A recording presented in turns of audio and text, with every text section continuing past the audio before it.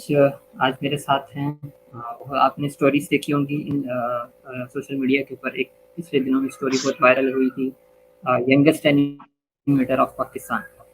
सो आज मेरे साथ वही हैं, the youngest animator of Pakistan, Abdul Ahad. अस्सलाम वालेकुम। वालेकुम सलाम। कैसे हैं आप? सब अल्हम्दुलिल्लाह। आप सुनाओ, कैसे हो? सब ठीक ठाक है? जी, सब कुछ परफेक्ट है। अल्हम्दुलिल्लाह। अच्छा, सबसे पहले तो यार थैंक यू सो मच, जज़ाकल्लाह, आपने मुझे टाइम दिया, मेरे साथ लाइव सेशन किया। अल्लाह ताला आपको बहुत ज़्यादा खैर अदा करे। आप सबसे पहले थैंक बिल्कुल यू। शॉर्ट सा अपना इंट्रोडक्शन दे दो, और आप थोड़ा-सा लोगों को ये बता दो कि आप एनिमेशन के वर्ल्ड के अंदर, एनिमेशन की दुनिया के अंदर क्यों आए थे? पहले अपना इंट्रोडक्शन दे दो और फिर उसके बाद चीज़ें आहिस्ता-आहिस्ता थोड़ा-सा स्टोरी बता दो अपनी। जी, मेरा नाम अब्दुल अहद है और मैं 12 साल का हूँ। पूरे पाकिस्तान का यंगेस्ट एनिमेटर हूँ। मैं जब कोरोना आया था तब सारे मतलब फारिग बैठे थे, ना खेलने को कुछ था, सिर्फ स्क्रीन के आगे सारे बैठे रहते थे, कार्टून देखते थे और कुछ भी नहीं था। हम लोग खेलते भी नहीं थे और ना बाहर घूमने फिरने जाते थे, तो हम सारे बहुत ज्यादा बोर हो जाते थे। तो मेरी मम्मा को वैसे भी शुरू से 3D एनिमेशंस पसंद थी और जब भी हम लोग कोई मूवी नाइट करते या कुछ इस तरह का सेशन करते, तो सबसे पहले मेरे ज़हन में यही सवाल आता कि ये कार्टून या मूवी बनी कैसे है? तो मैं इसमें बहुत गौर करता था कि ऐसा कौन-सी सॉफ्टवेयर है, ऐप है जिसमें ये कार्टून्स बन सकते हैं। तो मैं बैठा हुआ था, बस कार्टून देख रहा था, तो मेरी मम्मा अचानक से आई और उन्होंने बोला कि ये सॉफ्टवेयर है, ब्लेंडर नाम है इसका। अगर आपने इसमें पहला ट्यूटोरियल ब्लेंडर गुरु का ले लिया, तो मैं आपको डोनट वाला बेसिकली, मैं आपको ये गिफ्ट लेके दूंगी। मैं खुश हो गया, मैंने कहा बहुत इजी है, ठीक है। मैंने सोचा कि अभी मैं 1 घंटे में बना के दे दूंगा और फिर मैं अपना गिफ्ट ले लूंगा। तो मैंने जब देखा, मैंने कहा छोटा सा सॉफ्टवेयर है, अभी मैं 1 साल के अंदर अंदर सीख लूंगा। लेकिन जैसे जैसे मैं चीजें सीखते जा रहा था, वैसे वैसे मुझे पता चलता जा रहा था कि नहीं जी, ये सॉफ्टवेयर तो बढ़ता जा रहा है, बढ़ता जा रहा है, बढ़ता जा रहा है। मैं जितने कदम आगे जा रहा हूँ उतना सॉफ्टवेयर बढ़ता जा रहा है और मैं मतलब हैरान हो गया कि इतना बड़ा भी सॉफ्टवेयर कोई हो सकता है। फिर मुझे पता चला आहिस्ता आहिस्ता मैं गया स्कल्पचिंग का, मॉडलिंग का, एनिमेशन का, फिर एनिमेशन को कैसे स्पीड में लाते हैं, स्लो करते हैं बाय यूजिंग ग्राफ एडिटर वगैरह वगैरह। मुझे समझ आने लग गई कि फिर अब जो मैं मूवी देखता हूँ मुझे समझ आती है कि अच्छा इसमें इन लोगों ने ये यूज किया है, इस तरह इन्होंने ये मॉडलिंग की है, इस तरह एनिमेशन बनाई है। अब जो मम्मा के, मैं ये भी नहीं कहता कि मम्मा मैंने ये बना लिया, आपने मुझे गिफ्ट देना है। मैं डायरेक्ट, मुझे मेरा शौक बन गया, ये मेरा टैलेंट बन गया कि मैं ये 3D एनिमेशन सीखूं और दूसरों को भी सिखाऊं। जबरदस्त। मैंने आपका चैनल भी देखा था, आहद एनिमेट के नाम से। सबसे पहले बच्चे चैनल की बात हम बाद में करेंगे, पहले आपको ये बताओ कि जो आपने जिस तरह से भी डोनट वाले प्रोजेक्ट का शेयर किया, इसके बाद आपने डोनट का, मेरे ख्याल से ज्यादातर जो ब्लेंडर के आर्टिस्ट है ना, वो मोस्टली डोनट वाले ट्यूटोरियल से या फिर उस सीरीज से ही स्टार्ट करते हैं, और उसके बाद फिर वो एक स्पेसिफिक फील्ड की तरफ मूव हो जाते हैं। तो उसके बाद आपने जो नेक्स्ट अपने लिए या फिर किसी के लिए जो प्रोजेक्ट किया था, वो कौन सा था जो आपका पहला प्रोजेक्ट था? मेरी पहला प्रोजेक्ट तो डोनट ही था। उसके बाद वाला जो प्रोजेक्ट था वो आई थिंक मैंने अपनी फर्स्ट कार मॉडल की थी, आई थिंक सो।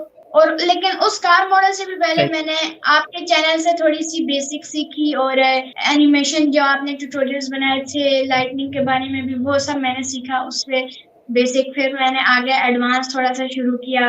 इसलिए बेसिकली आप ये समझ लें कि मेरा पूरा 1 साल बेसिक ट्यूटोरियल्स में, बेसिक मॉडलिंग में वगैरह वगैरह।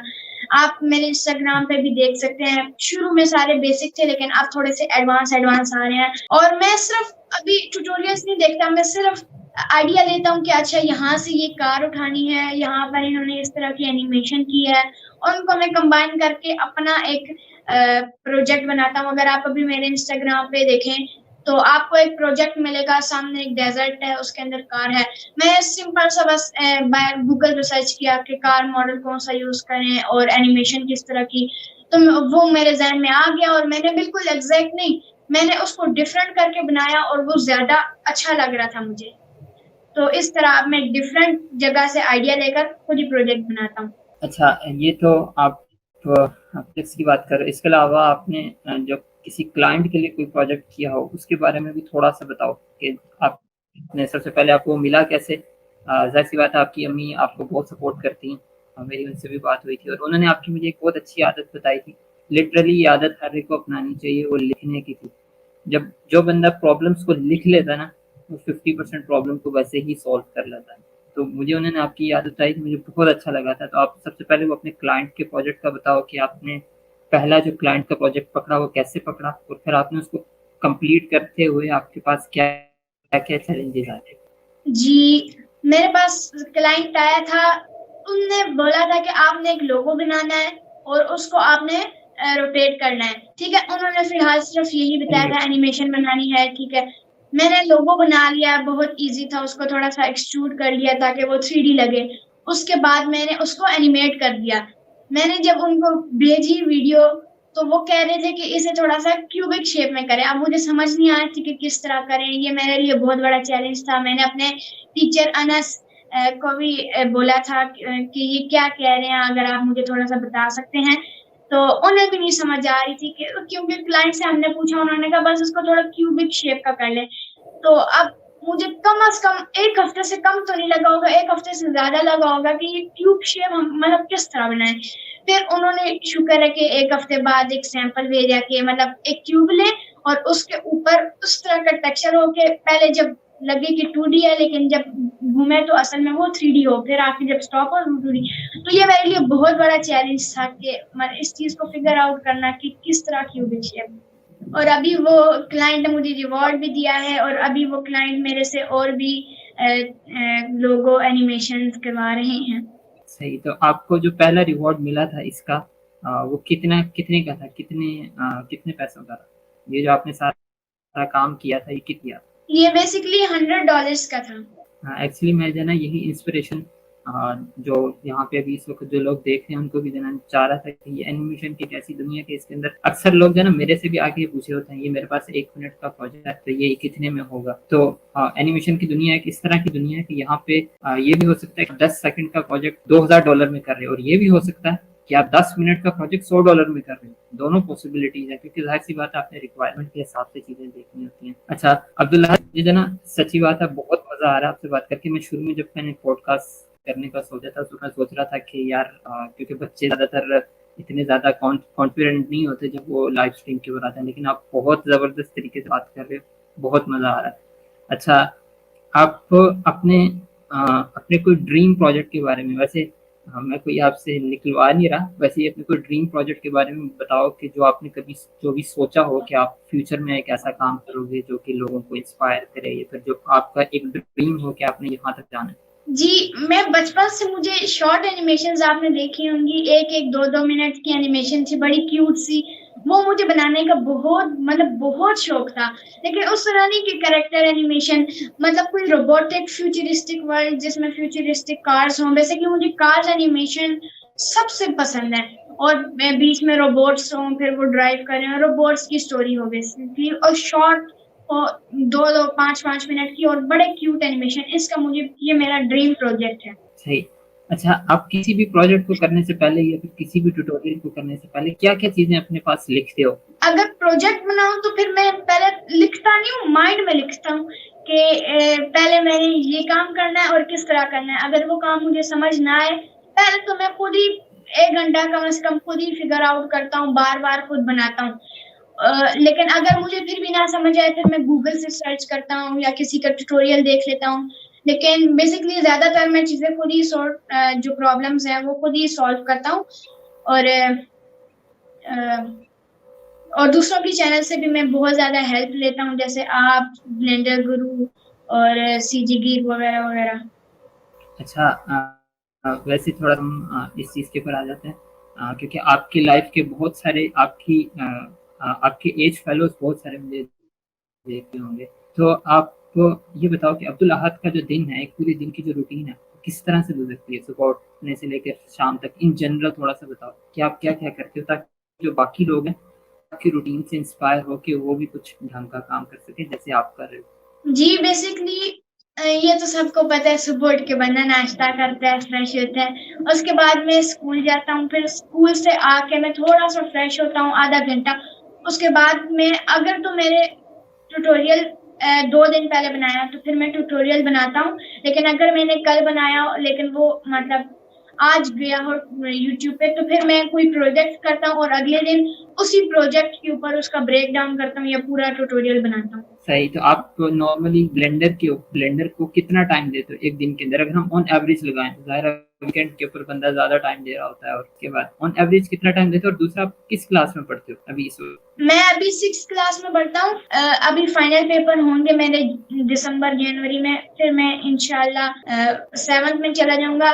और आप जो कह रहे हैं मैं कितना टाइम देता हूँ ब्लेंडर को, अभी तो जैसे पहले तो बंदा जब बिगिनर होता है तब तो उसे बहुत टाइम लगता है एक चीज बनाने में। जैसे एक सिंपल लो पॉली कार अगर आप मॉडल करें तो एज अ बिगिनर तो आपको लग जाएंगे 4-5 घंटे, हार्डली 4-5 घंटे या फिर इससे ज्यादा लग जाएंगे अगर आपने डिटेल देनी हो। लेकिन अगर आप मतलब एडवांस लेवल में चले गए हैं और आपने वही कार दोबारा मॉडल करनी है तो आप विद इन 2 आवर्स में कर लेंगे। अब ये जो मैंने आपको प्रोजेक्ट बनाया है, डेजर्ट कार जो मैंने बनाया था, वो मैं हार्डली मैंने 2 आवर्स के अंदर अंदर पूरा बना लिया। उसकी क्लास सिमुलेशन कर ली, फिर मैंने टेक्सचर डाल दिए वगैरह वगैरह, तो अब इजी हो गया मेरे लिए। लेकिन उससे पहले मैं आपको अगर बताऊं तो सबसे पहले तो मैं स्कूल से छुट्टियां थी हमारी, मैं 3 से लेकर 7 तक बैठता था ब्लेंडर पे और थोड़ा सा फिर फ्रेश होता था। फिर मैं 11 से लेकर, अगर तो मुझे प्रोजेक्ट बनाने का बहुत दिल कर रहा है कि मैंने कल सुबह तक बनाना है तो मैं फजर तक उठा रहता था।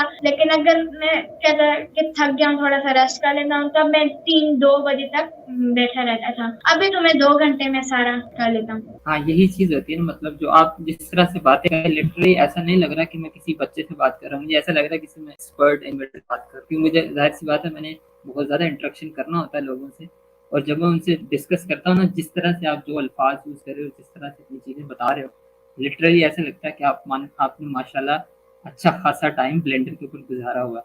तो बहुत बहुत अच्छी बात है।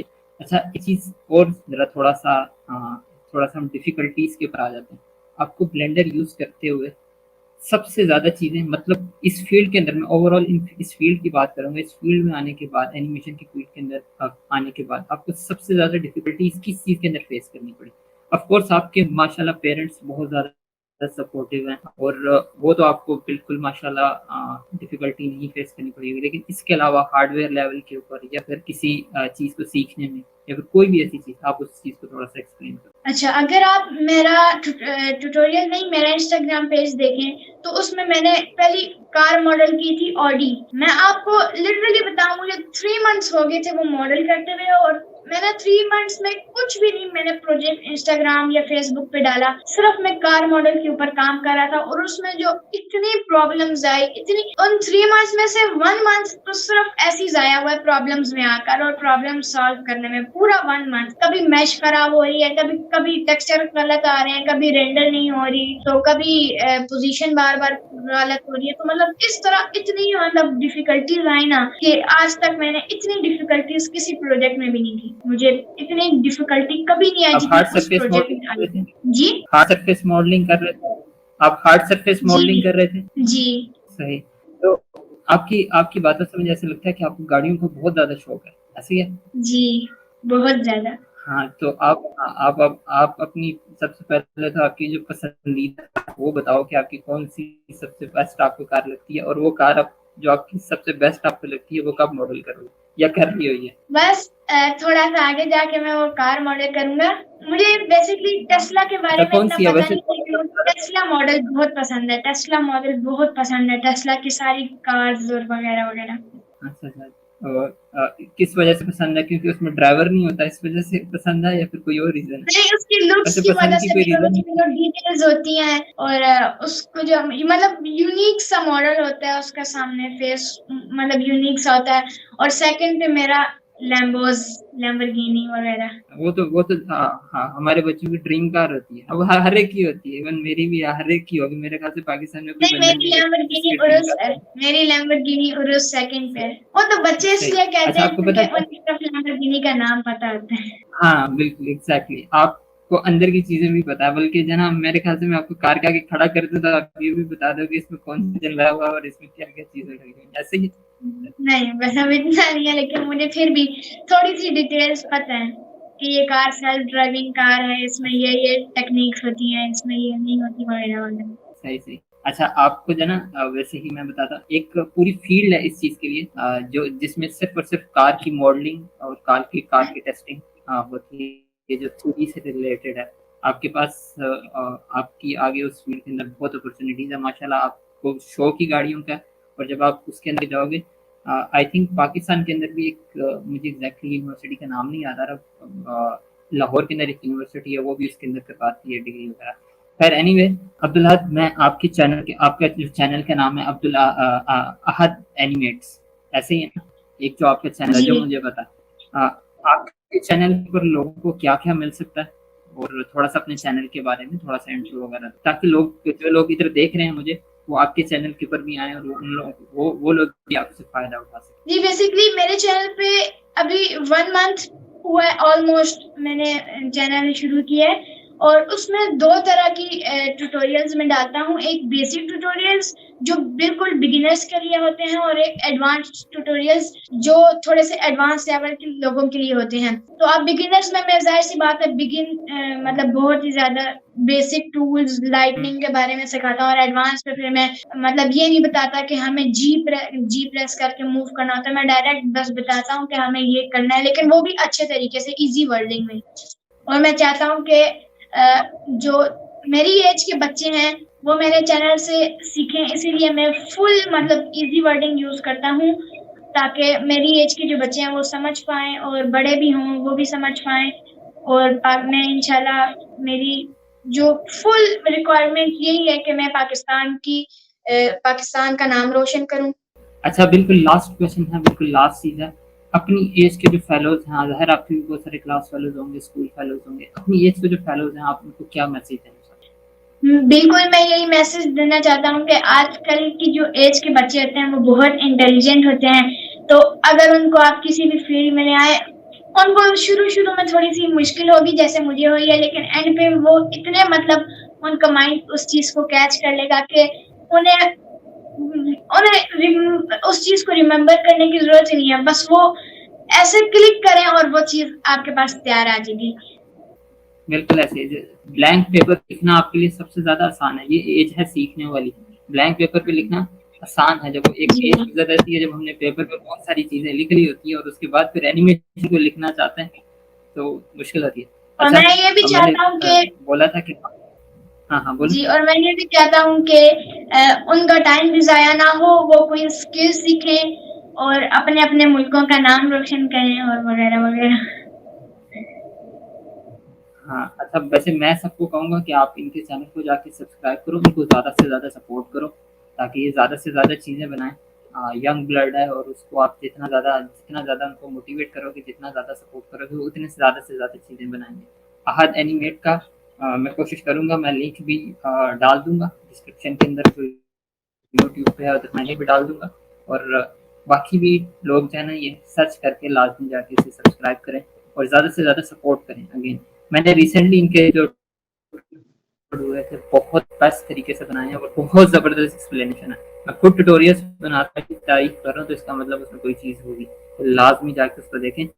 चलो, बहुत शुक्रिया अब्दुल, अपने टाइम देने का। बहुत अल्लाह ताला आपको बहुत कामयाबी दे, आप बहुत आगे जाओगे, इसी तरह मेहनत करते रहो, और इसी तरह बल्कि मैं कोशिश कर रहा था कि आपको आपके लिए मैं क्लैप करवाऊँ। अगर मैं किसी हॉल में होता तो लाज़मी आपके लिए क्लैप करवाता।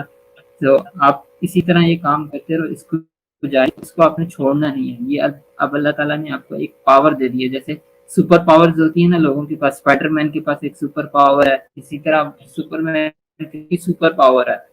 आपने इसको छोड़ना नहीं है, आपने इसको ज़्यादा से ज़्यादा इंक्रीज़ करना है, और जब आप इंक्रीज़ करोगे तो ऑटोमैटिकली पाकिस्तान का नाम। तो बहुत शुक्रिया मेरे साथ लाइव करने का, मेरे साथ आने का। अल्लाह जी। ताला आपको बहुत जज़ाए खैर। जी, ठीक है। अल्लाह हाफ़िज़।